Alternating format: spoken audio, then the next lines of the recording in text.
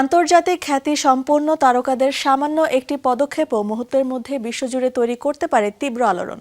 সম্প্রতি মার্কিন গায়ক ক্রিস ব্রাউনের কনসার্টে গিয়ে এবং তার সঙ্গে ব্যাকস্টেজে ছবি তুলে এমনই এক সমালোচনার মুখে পড়েছেন কে-পপ ব্যান্ড বিটিএস এর RM। পরিস্থিতি এতটাই গুরুতর যে নারীর প্রতি সহিংসতা রোধে কাজ করার সংস্থা দ্য পিক্সেল প্রজেক্ট তাদের সম্মানজনক রোল মডেলের তালিকা থেকে স্থগিত করেছে RM এর নাম। বিটিএস লিডার RM-কে নিয়ে তুঙ্গে বিতর্ক।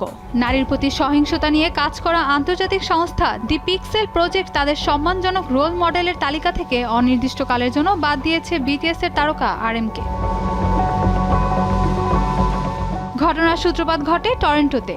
রজার্স স্টেডিয়ামে মার্কিন গায়ক ক্রিস ব্রাউন ও উষারের যৌথ কনসার্টে উপস্থিত ছিলেন বিটিএস এর RM ও জেহো। কনসার্ট শেষে ব্যাকস্টেজে ক্রিস ব্রাউনের সাথে একটি ছবি তোলেন তারা, যা পরবর্তীতে সামাজিক মাধ্যমে শেয়ার করেন ব্রাউন নিজেই। বিতর্কিত পপ তারকা ক্রিস ব্রাউনের অতীত রেকর্ড যে কতটা গুরুতর তা ইতিহাস ঘাটলে স্পষ্ট বোঝা যায়। 2009 সালে তৎকালীন প্রেমিকা ও খ্যাতনামা পপ তারকা রিয়ানাকে শারীরিকভাবে আঘাত করার কথা আদালতে প্রকাশ্যে স্বীকার করেছিলেন ক্রিস ব্রাউন। 2009 সাল থেকে নারীর বিরুদ্ধে সহিংসতা রোধে কাজ করে আসা দি পিক্সেল প্রজেক্ট 2024 সালে RM-কে তাদের 16 মেল রোল মডেলস তালিকায় যুক্ত করেছিল, কিন্তু এই ছবি প্রকাশে আসার পর সংস্থাটি তাদের তালিকা থেকে RM-এর নাম সরিয়ে দেয়।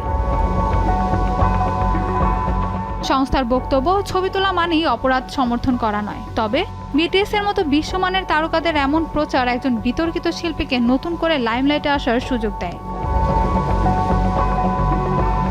ঘটনাটি নিয়ে ভক্তদের মধ্যে স্পষ্ট বিভাজন দেখা দিয়েছে। সমালোচকদের মতে, এত বিশাল প্রভাব থাকা সত্ত্বেও একজন চিহ্নিত অপরাধীর সাথে ছবি তোলা দায়িত্বজ্ঞানহীনতার পরিচয়। অন্যদিকে সমর্থকদের মতে, সহশিল্পীর গান শোনা বা ছবি তোলার মানেই তার অতীত অপরাধকে সমর্থন করা নয়। এই তীব্র বিতর্কের মাঝেও RM, জেহো কিংবা তাদের এজেন্সি বিগ হিট মিউজিক এখনো কোনো আনুষ্ঠানিক মন্তব্য করেনি বিষয়টি নিয়ে। Mahbuba Mostarin, showbiz tonight.